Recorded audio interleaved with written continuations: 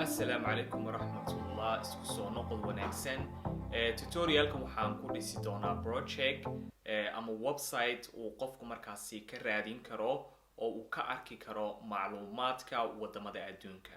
Waxaan isticmaali doonaa JavaScript, Bootstrap iyo API. Okay, ugu horeynta markaasi aan ku tuso sida uu ekaanayo project oo dhammaystiran. waxa uu ekaan doonaa markaasi sida tan halka waxaan ku haysanaa ciwaan header ah halkan waxaan ku haysanaa input aad ka search gareyn karaysid wadanka aad markaasi u baahan tahay. Halkan waxaan ku haysanaa button kadib halkan waxaa inoo iman doonaa wadamada listiga wadamada oo markaasi dynamic ah. Marka API-ga requestiga aan sameynay ayaa markaasi inoo soo celinaya dhammaan wadamadan iyo information-kooda sida wadanka magaciisa. haddaynu imika kan tusaale ahaan usoo qaadano Afghanistan, caasimadiisa, wadanka markaasi furaha lagu wici karo, gobolka uu ku yaalo, waxaan ujeedaa qaaradda uu ku yaalo, iyo sidoo kale population-ka tirada dadyaga ku nool wadankaas. intan oo keliyaata kuma dayn kartid haddaad u baahan tahay oo aad rabtid markaasi macluumaad specific ah. waxaan ku tusi doonaa si aad markaasi ugu soo kordhin kartid oo aad kuwan xitaa haddaad rabtid oo kuwan haddaad rabtid markaasi aad ku bedeli kartid. marka intaan sameynaa intaasay u ekaan doontaa. haddaan hoos u socdo waa wadamadii adduunka oo dhan. Okay, let's say iminka waxaan u baahannahay Somali oo kale. waxay noo soo baxay markaasi wadankii. halkan waxaan ku haysanaa calankii iyo macluumaadkii wadankaasi lahaa. haddaan refresh idhaahdo haddaan eego wadan kale aan idhaahdo tusaalehaan Sweden, sidoo kale isna waxaa soo baxaya macluumaadkiisii. waxa weeyaan markaasi project very simple ah. intaasuu ka koobnaan doonaa muuqaalkiisa guud iyo siduu eeg yahay iyo functionality-giisaba. Waxaan rajaynayaa markaasi inaad ka faa'iideysan doontid oo uu markaasi kuu noqon doono practice. projectkan waxaan markaasi si toosa uga soo qaaday course-kan ku bixinay Xirfadaha Academy, halkaasoo aan markaasi ku dhisaynay projectyo aad u tiro badan. sidaa ogeed haddaad doonaysid inaad baratid JavaScript iyo programming-kaba, linkiga waxaan ku reebi doonaa qaybta hoose. marka halkaasaad kasii eegi doontaa. Okay, aynu gudubna markaasi hadda dhisitaanka projectka. Okay, ugu horeynta waxaan tegi doonaa terminalkayga, kadibna waxaan odhan doonaa ii samee directory aan u bixin doono markaasi wall countries. haddii aan tago markaasi directoryga hadda aan sameeyey aan u bixiyey wall countries, kadib waxaan odhan doonaa ii samee laba file, mid index.html ah iyo mid javascriptia oon u bixin doono app.js. haddaan idhaahdo ls oon eego directoryga ama folderka waxa ku guda jira, waxa igu jira markaasi labadii file ee aan hadda sameeyey. waxaan odhan doonaa markaasi waxaad iigu furtaa Visual Studio. kadib waxaa halkan ii soo bixi doonaa code editorkii aan isticmaalayay. adu waxaad isticmaali kartaa muxuu ahaa kii aad u baahantay, ama Visual Studio ha noqdo ama mid kale ha noqdo markaasi. Okay, marka waxay naga yareyn doonaa daaqadan browserka si aynu markaasi codeka si fiican ugu arki karno. halkan aan wax yar ku bedeli doonaa html. Okay, waxaan tegi doonaa markaasi fileka html-ka, kadib waxaan samaysan doonaa boilerplate ay ku jiraan markaasi html tags, head tags iyo body tags iyo wixii lamida. exclamation mark ayaan taaban doonaa, kadib waxaan odhan doonaa tab. titleka waxaan ka dhigi doonaa oo aan ku qori doonaa wall countries iyo iconkan markaasi wall countries. dan save idhaahdo waxaan u iman doonaa markaasi bodyga. haddaynu halkan eegno waxaan halkan ku haysanaa markaasi header uu ku dhex jira markaasi qoraalkani iyo input tag iyo buttonkan markaas. intaasaynu markaasi samayn doonaa ugu horeynta. intaanan samayn waxaan isticmaali doonaa saan sheegay Bootstrap marka waxaan tegi doonaa website-ka Bootstrap si aan markaasi usoo qaato CDN-keeda. marka waxaan odhan doonaa Bootstrap, kadibna waxaan ku dhufan doonaa halkan. haddii aan tago get started oo aan soo copy garaysta markaa linkigan, kani waa CSSD, marka waxaanu dhigi doonaa kan headhka gudihiisa. sidoo kale waxaan u baahannahay JavaScript, kan ugu sareeya markaasi copy garayso, kadibna waxaad dhigtaa bodyga dhammaadkiisa. maadaamaynu isticmaalayno Bootstrap, Bootstrap waxay markaasi u baahan tahay CDN-ka jQuery. ma isticmaali doono dabcan jQuery, laakiin Bootstrap ayaa markaasi u baahan. waxaan tegi doonaa markaasi code.jquery.com, kadibna waxaan kusii dhufan doonaa jQuery 3.x qeybta uncompressedka ah. kadibna waxaan soo copy garaysan doonaa CDN-kan. okay, inaga xidh markaa labadan taaba maadaamaynu wax kale uga baahnayn. make sure markaasi inaad CDN-ka jQuery aad dhigtid Bootstrap dusheeda. okay, intaynu uga baahnayn CDN-ada intaas weeyaan. kadib waxaanu u iman doonaa markaasi contentiga. marka waxaan odhan doonaa ugu horeynta ii samee nav, class namekeeda la dhahdo navbar. sidoo kale waxaad ku dartaa class name kale oo la dhahdo navbar light. sidoo kale waxa aad kusii dartaa class name kale oo la dhahdo bg light. bg light kan waxa weeyaan backgroundka ayaynu doonaynaa inaynu ka dhigno mid light ah. haddaad eegtidkeena dhamayska tiran, backgroundkiisu navbarta waxa weeyaan markaasi mid light ah. kadib waxaan odhan doonaa tab. waxaan arkayaa markaasi inay ii samaysmatay nav wadata markaa class nameskan. dhexdiisa waxa aan dhigi doonaa hal shay oo keliyataynu ku haysanaa halkan navbar tenant, waa qoraalkaasoo keliyata markaa. marka waxaan odhan doonaa ii samee div container la yidhaahdo. sababtan containerkan u dhex dhigayo shaygan soo wado ciwaankaas, wax weeyaan containerkani waa class markaasi ay Bootstrap wadato, marka contentigii ay soo yara ururinaysaa. oo markaynu halkan tagno waxaynu arkanaa inaynan contentigani ku dhegsanayn gidaarka, marka hareeraha ay wax yar kasoo fogeynaysaa. marka that's why aan containerka u dhex dhigayo. marka waxaan samayn doonaa anchor tag, class namekeeda la dhahdo navbar brand. kadibna waxaan ku dhex qori doonaa href tan naga masax uma baahnin. kadib waxaan ku dhex qori doonaa markaasi wall countries iyo markaasi iconka aynu halkaasi ku haysano. haddii aanad isticmaalayn Macbook, waxaad samayn kartaa, waxaad tegi kartaa flat icons, kadibna halkan aad ka search garayn kartaa tusaale ahaan wall, oo aad markaasi soo qaadan kartaa mid ka mid a iconadan. waa haddii aanu muxuuha kuu shaqaynayn sidan aanu isticmaalay markaasi iconada. haddii kale oo aad isticmaalisid Macbook, waxaad isku taaban doontaa markaasi command iyo alt iyo markaasi space bar. okay, haddaan save idhaahdo, let me open this to Visual Studio. waxaan isticmaalayaa markaasi extension la dhahdo live server. haddii aanu kuugu jirin, waxaad markaasi kasoo dejisan doontaa. halkan aad tegi doontaa, deetna waxaad ku qori doontaa live server. okay, markaad halkan tegtid, kadibna bartaas ayaad markaasi kasoo install garaysan doontaa. okay, waa kan noo furay markaa. hadda waxaynu haysanaa ciwaankaas iyo iconka. waxa kale aan u baahanay waxa weeyaan inputkan iyo buttonkaas. halkan aan iman doonaa, kadibna waxaan odhan doonaa ii samee div class namekiisu yahay container, si contentigu markaasi igu timaado xoogaa dhexda. kadibna waxaan odhan doonaa ii samee form, class namekeedu yahay dflex. wax actiona markaasi ma yeelan doonto, cause informationka uma dirayna markaasi wax backendia. kadib formtan waxaan odhan doonaa ii dhexdhig input, class namekiisu yahay form control. haddaan hadda save idhaahdo, waxaan arkanaa inay noo soo baxday markaasi formti.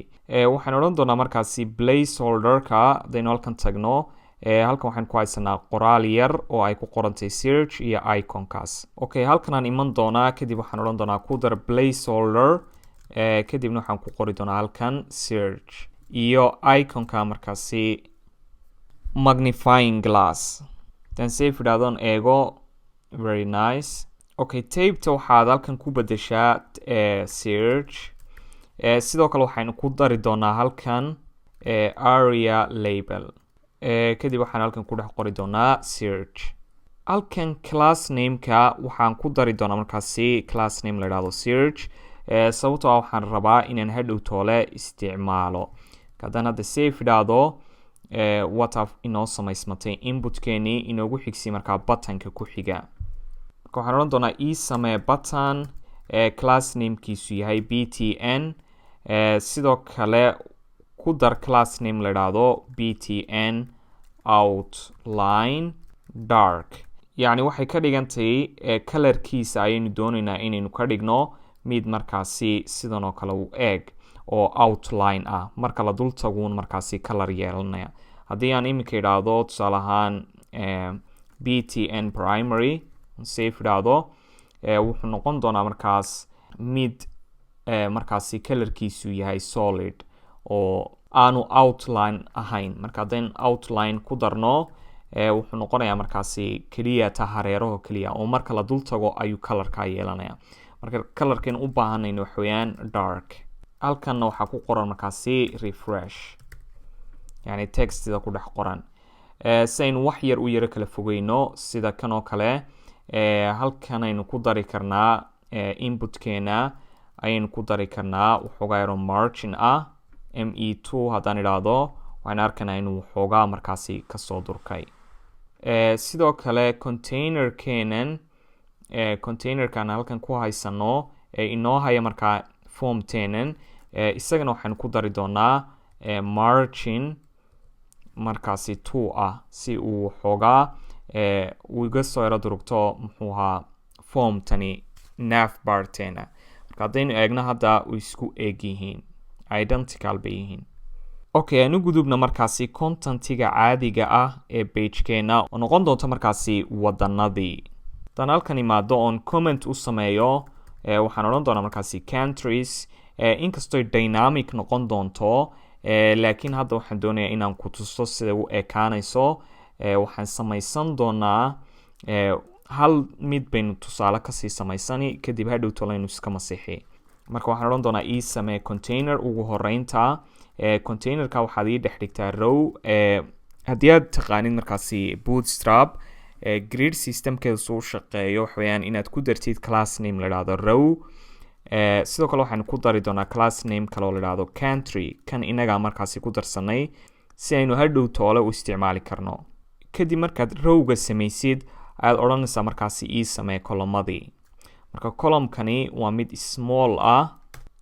waxaynu dhex dhigi doonaa markaa column kasta card oo haddaynu eegno listiga wadamadeena wadan kastaaba wuxuu noqon doonaa markaasi sida card oo kale.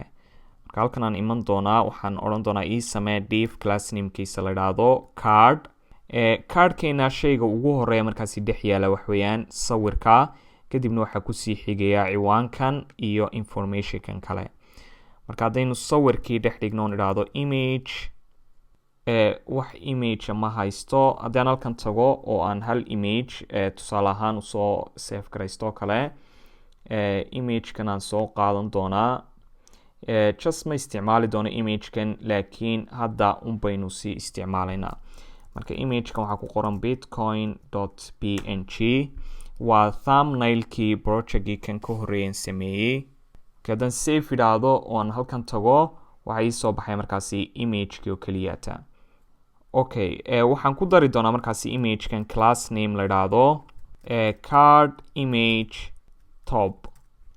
kadib waxaan kasoo dhex bixi doonaa divkan aan kasoo dhex bixi doonaa oo aan halkan iman doonaa. kadib waxaan odhan doonaa ii samee markaasi div kale oo class namekiisa la yidhaahdo card body. card bodygan waxaan dhex dhigi doonaa markaasi h5 oo noqon doona markaasi wadanka magaciisii. hadii aan idhaahdo country name aan iskaga sii qorto hadda save halkaa kasoo baxay. waxaan ku dari doonaa h5 tan class name la yidhaahdo markaasi card title. waxaan ka dhex bixi doonaa markaa card bodyga kadib waxaan samayn doonaa markaasi ul unordered list class namekeedu yahay markaasi list group. waxaa kaloon kusii dari doonaa class name kale oo la idhaahdo list group flash. kadib halkan aan iman doonaa waxaan samayn doonaa listigii class nameka waxaan ka dhigi doonaa list group item. kadib intan baan markaasi odhan doonaa copy paste 3 jeer. tusaale ahaan hadaynu tusaale ahaan halkan idhaahno capital, halkan aan idhaahno population, halkan aan idhaahno country code. okay, wakaa inoo samaysmay markaa kaadhkii ugu horeeyey. aan isku eega markaasi inay isku eeg yihiin. I think something is wrong sababtoo laymankani maaha qaar markaasi iswada raacsan. aan eega markaasi halkaynu wax ka khaladnay. diifkan aynu halkan ku xidhnay kaadhkeena. marka kaadhku wuxuu haynayaa waxan oo dhan, yani informationkan oo dhan kuma xidhmaya markaasi bartaa. marka diifkan aan qaadi doonaa, waxaan geyn doonaa markaasi halka ugu dambeysa closing tagaas. hadaan safe idhaahdo waxaan arkayaa markaasi inuu hadda iigu samaysmay sidii aan doonayay. waxaa kaloon kaadhka laftirkiisa ku dari doonaa waxoogaa barin ah dhinaca wide ama dhinaca verticalka 2 pixels oo kale wakaa waxoogaa hoos u soo radegay. kaadhka laftirkiisana waxaan ka dhigi doonaa imkii small buu ahaa, laakiin waxaan ka dhigi doonaa mid medium ah. marka tusaale ahaan haddii aan hal xabaasaa markaasi u ekaan doontaa, laakiin haddaynu eegno si u ekaanaya markay wadanadu bataan, waxaan odhan doonaa columnkan oo dhan ii copy garee, kadibna waxaan odhan doonaa ii paste garee halkan 3 midh oo kale haddaynu ka dhigno. waxaan arkaynaa markaa inuu sidan oo kale noqonayo, laakiin marka la weyneysiiyo ayuu markaa noqonayaa qaabkan oo kale. okay, aynu markaasi iska masaxno intan aynu hadda nidhi copy paste. sidoo kale intan oo dhanna aynu comment ka saarno, sababta waxaan u baahanay inay contentigeenu si dynamic isku samayso. hadda waxaan doonay inaan ku tuso se u ekaanayaan hadhowtoole. okay, waxaan tegi doonaa markaasi fileka javascript intaanan tegin aan ku xidhiidhiyo horta kan html-ka ah. waxaan odhan doonaa script source, deetana halkan waxaan ku qori doonaa magaca fileka aan ku xidhiidhinayo. waxaan tegi doonaa markaasi key javascriptiga haddaan eego inuu ku xidhiidhsan yahay oon idhaahdo alert 1 to make sure inay wax walba sax yihiin. okay, isku xidhiidhsan yihiin. shaygaan u baahanay waxa weeyaan markaasi in aan API kasoo fetch gareeyo oon kasoo qaato daatada wadamada. marka waxaan tegi doonaa browserkayga, waxaan qori doonaa rest countries, yani websitekan aan tegi doonaa. kadibna waan scroll garayn doonaa, waxaan tegi doonaa halkay ku qorantay all. yani halkan oo kale waxaad ka heli kartaa namekii oo keliyaata wadamada magacooda, full name, codekii, list of codes iyo waxyaabaha. laakiin inaga waxaan u baahanay dhammaan macluumaadkii oo dhan. marka macluumaadka halkay ku jirayaan waxa weeyaan linkigaasaan soo copy garaysan doonaa. haddii aan linkiga imika browserka ku furo, waxaan arki doonaa markaasi daatadii wadamada oo fara badan. waxaa laga yaabaa adiga in sidan oo kale kuugu soo baxdo iyadoo row ah, sidan oo kale in adiga kuugu soo baxdo. haddii aad doonaysid in markaa qaabkan parsidka ah jasonka ay kuugu soo baxdo, waxaad tegi doontaa markaasi qeybta extensionska chromekaaga ama web browserka aad isticmaalaysid. kadibna waxaad soo download garaysan doontaa extensionka la idhaahdo JSON formatter. sababtaa waxay kuu saamaxaysaa inaad markaasi si yaroo fudud u akhriyi karaysid. dabcan way kala duwantahay markay rowga tahay iyo marka ay sidan tahay, oo markan oo kale si fiican baad u akhriyi kartaa macluumaadka. okay, halkan waxaan ku haysanaa markaasi object ay ku guda jiraan information fara badan sida namekii wadamada, codeskii, populationkii, latitudekii, xitaa waxaa ku guda jira borderska wadamada uu la wadaagaya wadankaasi, iyo waxyaabo kaloo tiro badan, languageskii. halkan waxaan ku haysanaa flag ama muxuu ahaa wadanka markaasi calankiisii. Okay, marka barta tag soo qaado markaas linkigan kadib waan iska xiri doonaa. Waxaan iman doonaa markaasi halkan. Waxaan odhan doonaa ugu horeynta ii samee markaasi function aan odhan doono u bixi load data. Functionkan waxa uu qabanayaa waxay tahay inuu ii load gareeyo datada aan haysto. Marka ugu horeynta waxaan odhan doonaa ii samee variable idhaahdo url kadib waxaan ku kaydin doonaa kadib waxaan halkan dhigi doonaa markaasi linkigii aan sitay. Okay, marka waxaan odhan doonaa ii samee variable kaloo la idhaahdo response. Response-kaas waxa uu noqon doonaa markaasi mid fetch garaynaya url-ka aan sito. Marka halkan aan ku dhex qori doonaa url. Kadib waxaan odhan doonaa ii samee variable kaloo la idhaahdo data. Datadaasi waxay markaasi u bedelaysaa variable-ka aan haystay oo igu kaydsanaa markaa linkigaasi ayay igu bedelaysaa markaa json. Marka waxaan odhan doonaa response.json. Si ay markaasi inoogu shaqeyso functionkan uu inoogu shaqeeyo dabcan halkan aan tegi doonaan u yeedhi doonaa functionka.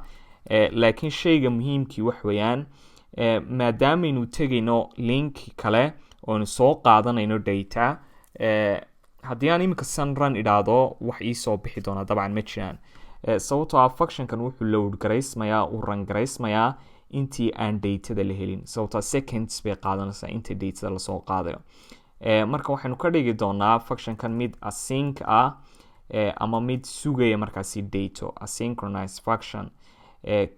Kadib halkan aan iman doonaa waxaan odhan doonaa dhammaan ama labadan muxuu ahaa variable-ba waxaad ka dhigtaa await.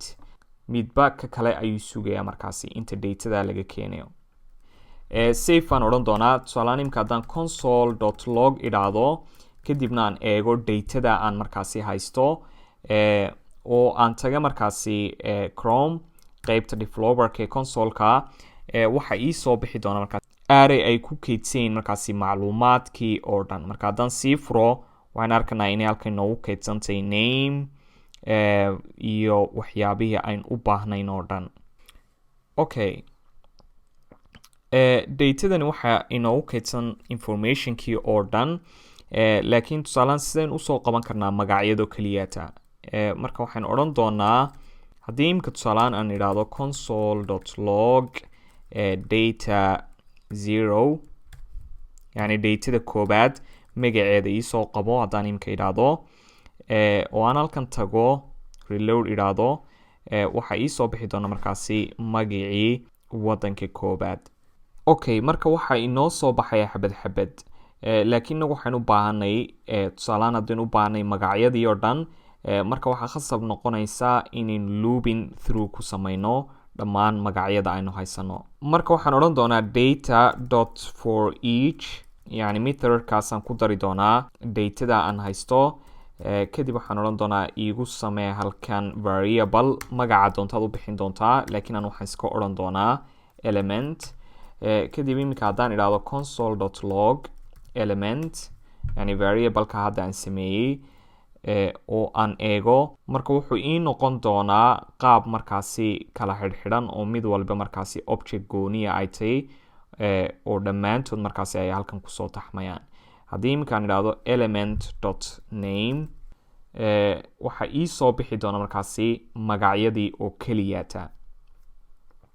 dabcan waan odhan karaa .name intaan ka masxo .nameta .capital haddaan idhaahdo sidoo kale markaasna waxaa ii soo bixi doonaa caasimadihii oo keliyata. haddii aan idhaahdo tusaale ahaan population element.population iyadana waxaa ii soo bixi doonta markaasi populationkii yani wadamada iminka kanoo kale waa Afghanistan wadankii ugu horeeyey iyo wadanka ku xiga yani populationkoodii oo dhan. marka waa fahanteen I think sababtan hadda u sameeyey for each looptan. kadib waxaan odhan doonaa yani san waad odhan doontaa iminka waad odhan kartaa cons name is equal element.name sababtaa element.name tan waxaa kugu save garaysan magacii. sidoo kale waad odhan kartaa const population is equal to element.population yani sidaas kale waad odhan kartaa laakiin maadaamay badan tahay macluumaadkan u baahannahay oo ay ka mid yihiin name, population, flagi iyo waxyaabahaas oo dhan waxay noqonaysaa markaasi variable badan in la sameeyo, variables fara badan. Markaasoo kale waxaad isticmaali kartaa destructuring oo ay javascript leedahay.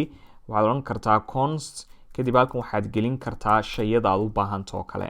waxaan u baahnay markaasi nameka, capitalka, sidoo kale waxaan u baahnay flaga, sidoo kale waxaan u baahnay calling codes, sidoo kale waxaan u baahnay markaasi regionka, sidoo kale waxaan u baahnay populationka. markaad intaa qortid ayaad odhan kartaa markaasi is equal to element, yani intaasoo information baan u baahanahay in laisoo qabto oo ku guda jira markaasi elementka. imika haddaan halkan imaado on idhaahdo console.log, tusaale ahaan haddaan eego flag oo kale, save idhaahdo oo aan taga markaasi console loga reload, waxaa iisoo baxay markaasi linkiyadii dhammaan flagsko dhan. haddaan kan ku dhufto imika dabcan wuxuu noqonaya kii Afghanistan. haddaan imika kan oo kale isagana ku dhufto wuxuu noqonayaa markaasi wadan kale. I don't really know wadanku yahay. It doesn't matter. laakiin I think intaas inaad fahanteen. sidana markaasi aad bay uga fiicantahay sida kale intii aad variables fara badan sameyn lahayd waxaa ka fudud markaasi inaad isticmaashid destructuring. hadda halkaa waxaynu ku haysanaa informationadii aynu u baahnayn oo dhan.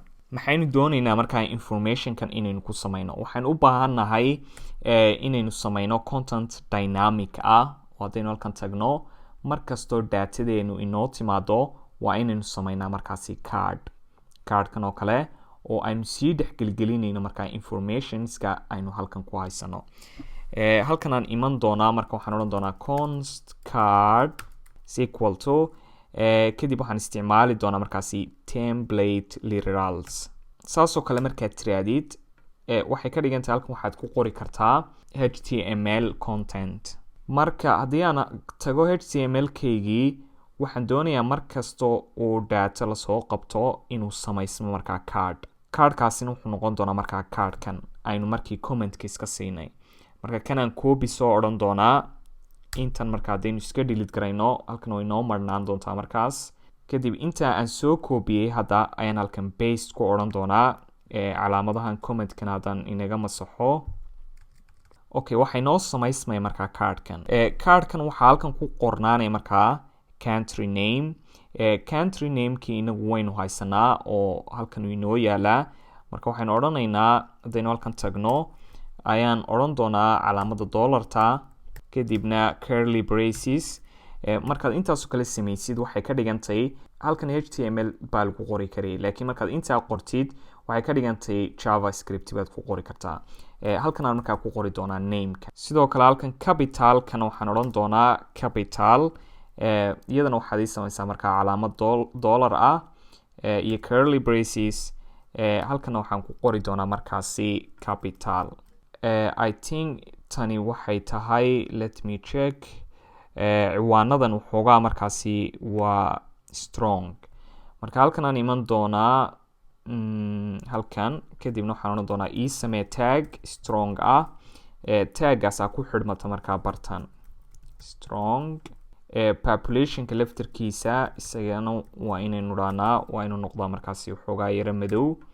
haddii aan halkan eego shayga ugu soo horeynaya wax weeyaan capitalka, call codes, region iyo population. hadaynu tagno Canon hadda waxaad inoo soo baxay meeshaan ka dhammaano horta halkan. okay, marka capitalka waxaa ku xigaya haddaan intan markaasi copy idhaahdo call codes. halkan waxay noqonaysaa markaa calling codes. waxaa kusii xigaya markaasi region. intan haddaan copy idhaahdo oo aan halkan ku qoro markaasi region kadibna aan halkan ku bedelo variablekan region. populationka markaasi ugu dambeynaya. halkan aan iman doonaa waxaan odhan doonaa ii samee markaasi calaamada dollarka iyo curly braces. halkan markaa igu qor population. kan ugu dambeeya uma baahnin markaa. haddii adigu aad rabtid waxaad dhigi kartaa markaa tusaale ahaan region. waxaan ujeedaa informationkan kale ee aynu haysano sida tusaale ahaan luuqadda uu ku hadloo kale wadankaasi iyo waxyaabaha badan aynu meesha ku haysano ayaad haddaad rabtid markaasi gelin kartaa. yacni intan oo keliya tun kuma ekaan kartid ayaan uga jeedaa. variableka keliya inaynu isticmaalin hadda waxa weeyaan flag. marka flagga waxaynu dhigi doonaa imageka weeyaan. hadda waxay noo yaala markaas si hard coded ah, yacni imagekii markii aynu dhignay. marka halkan aan tegi doonaa, waxaan odhan doonaa ii samee calaamada dollarka halkii sourceta, yacni halkuu imageka kasoo qaadayo. kadibna halkan aynu ku qori doonaa flag. okay, markaynu intaas samayno, hadda cardkeeni waynu samaynay. marka cardkan ayaynu doonaynaa inaynu dhex dhigno halkan. diefkan aynu halkan ku haysano ee country ay noogu qorantay ayaynu u baahanay markaasi inaynu dhex dhigno. waxaan ka dhex bixi doonaa markaasi template literalskan. kadib halkan aan odhan doonaa horta ugu horeyn iisoo qabo muxuu ahaa diefkan country ay ku qorantay. halkan aan ku samaysan doonaa variable idhaahdo country element. marka waxaynu odhan doonaa documentka tag query selector kusoo dooro. marka waxaan soo dooran doonaa diefkeena la idhaahdo country. waxaan leenahay markaasi ka dhex baax template literalskan. kadib waxaad soo qabataa variablekaas aynu hadda samaynay ee inoo hayay markaasi containerka ku jira html-keena. kadib waxaan odhan doonaa markaasi inner html-kiisu ha noqdo plus is equal to, yacni u gee cardka aynu hadda samaynay oo ay ku guda jirto markaa informationkani. haddaan hadda tago muxuu ahaa halkan oo aan safe idhaahdo. markaan safe idhi, hadda waxaa markaasi si automatiga inoogu samaysmaya cardiskan aynu dynamicta ka dhignay oo ay noogu jiraan markaas dhammaan wadanadii. contentigeenu responsive weeyaan. marka la yareeyo waxay noqonaysaa markaasi mid la qabatimaysa sizeka ama displayga aada isticmaalaysid kolba intuu leegyahay. intaasay markaa ku eeg tahay contentigeenan. shayga keliya tay naga dhiman wax weeyaan inaynu ka shaqaysiino markaasi search inputkan. marka halkan aan iman doonaa, waxaan odhan doonaa iisoo qabo markaasi inputkan, yani elementkan. marka waxaan odhan doonaa search element, documentka tag query selector kusoo dooro. haddii aad xasuusataan inputkeenan where is it waxaynu ku darnay markaasi class name la idhaahdo search. marka waxaan odhan doonaa iisoo qabo elementka class namekiisu yahay search. kadibna halkan aan iman doonaa, waxaan odhan doonaa markaasi search elementkeena waxaad ku dartaa markaasi event listener dhegeysanaysa key up. marka farta laga qaado yani keyboardka xaraf ka mid a. kadib waxaynu u yeeri doonaa function la idhaahdo find country. weli maynaan samayn functionka. halkan aan iman doonaan ku samayn doonaa functionka. aan odhan doonaa find country. baan passing garayn doonaa ama variable magacaad rabtaad u bixin kartaa kaas.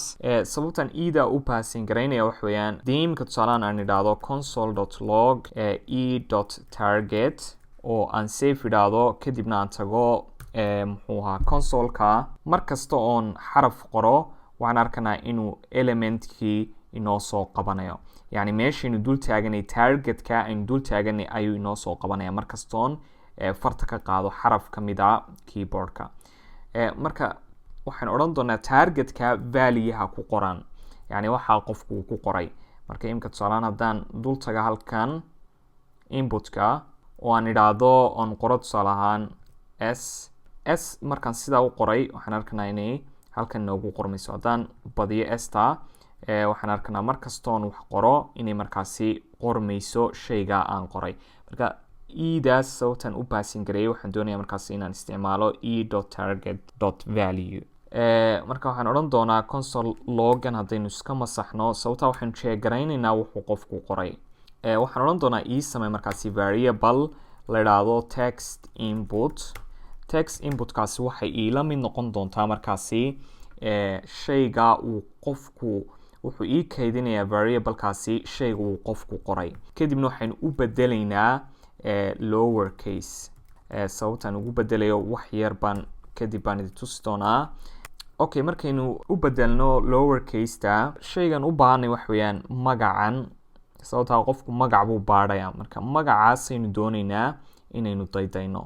haddii aan halkan imaado halka magaca oo aan ku daro class name la yidhaahdo country name kadib halkan aan iman doonaa waxaan odhan doonaa documentka tag waxaad soo doorataa query selector all dhammaan ashyaada markaasi ay ku qorantay ama class namekooda uu yahay country name kadib markaad soo qabatid yani dhammaan elementska class namekooda uu yahay country name waxaan ku daraynaa markaasi for each loop kadib waxaan sameynaa function aynu argumentkiisa ama aynu dhex passing garayn doona items waxaan samayn doonaa markaasi variable la yidhaahdo itemkaas wuxuu noqon doonaa markaasi itemada aan haysto items dot first child dot text content yani waxaan leeyahay markaa haddaynu halkan u fiirsano itemada aan haysto haddii uu ku jiro markaasi first child mid ka mid a ama first childku haddii text contentigiisa ayaynu ku save garaynaa markaa variablekan marka waa inaan hadda conditionalkii samaynaa marka waxaan odhanaa if itemka aan haysto oo markaasi loo bedelay to lower case haddaan idhaahdo sababtaa halkii horena lower case baan u bedelay kan dambe magacan dambe aan haystana bartan igu qorana isagana waxaan doonayaa markaasi inaan lower case u bedelo si markaasi u fududaato hadhow tolo haddii qofku far waaweyn ku qoraya haddii kaleba marka waxaan leenahay haddii itemka aan haysano loo bedelay markaasi lower case text inputkiisa markaa waxaan leenahay dot index of text inputkii aynu halkan ku haysanay ayaynu passing garaynaynaa markaasi bartan marka waxaan leenahay haddayna kuula mid ahayn -1 macnaheedu waxay ka dhigantahay shayga qofku uu dayday uu ku jiraa haddii aanu ku jirin ayuu -1 soo qoraan marka haddii aanay la mid ahayn -1 waxaan odhanaa items dot style dot displaygooda waxaad ka dhigtaa markaasi block yani soo saar haddii kalena waxaynu leenahay else items dot style dot display equal to none waxaynu leenahay markaasi haddii aad ka soo heshid shayga uu qofku qoray itemska matching gareeyay markaa shayga uu qofku qoray aynu leenahay soo saar haddii kalena waxaynu leenahay none laakiin dhibaatada waxa weeyaan shayga aynu none leenahay hadda waxa weeyaan magacii oo haddaan halkan tago magacii waa kan markaa haddaynu magacii oo keliyata qarino waxaan qarsoomayn markaa dheefkan marka waa inaynu dheefkan laftirkiisa qarinaa haddaynu kan qarino waxaan sidoo kale qarsoomayn dheefkan aynu halkan ku haysano marka waa inaynu iyo kan laftirkiisu xitaa ma qarsoomayaan marka waa inaynu idhahnaa isaga laftirkiisa ha qarinin laakiin waxaad qarisaa parentka labaad parentka saddexaad yani parentka saddexaad oo dhanba meesha ka saar marka waxaan odhanaynaa items dot parent element kii koobaad weyaan kaasi dhiifkii koobaad handara waxaad sii tagtaa parent elementka kale handara waxaad sii tagtaa parent elementka kasii sareeya markaasaynu leenahay qari tan hadda safe idhaahdo oo aan taga markaasi halkan tusaalahaan aan raadiyo Afghanistan waxaa ii soo baxay hadhow toole Afghanistan oo keliyata haddii aan refresh idhaahdo oo aan raadiyo hadda muxuu ahaa waddan kale Sweden oo kale waxaa ii soo bixi doonta markaasi Sweden aan refresh idhaahdo haddana oo tusaalahaan aan raadiyo Soomaaliya waxaa iyadana ii soo bixi doonta markaasi Soomaaliya marka intaasuu ku eeg yahay wuxuu markaasi project simple ah laakiin aad ku baran kartid markaasi say u shaqeeyaan APIs-ku iyo sida markaasi contentigaaga looga dhigo mid dynamica waxaan rajaynayaa inaad ka faa'iidaysatay intaasaan kusoo gabagabeynayaa tan iyo intaan muuqaalka dambe ku kulmi doono waxaan kaga tegayaa nabaday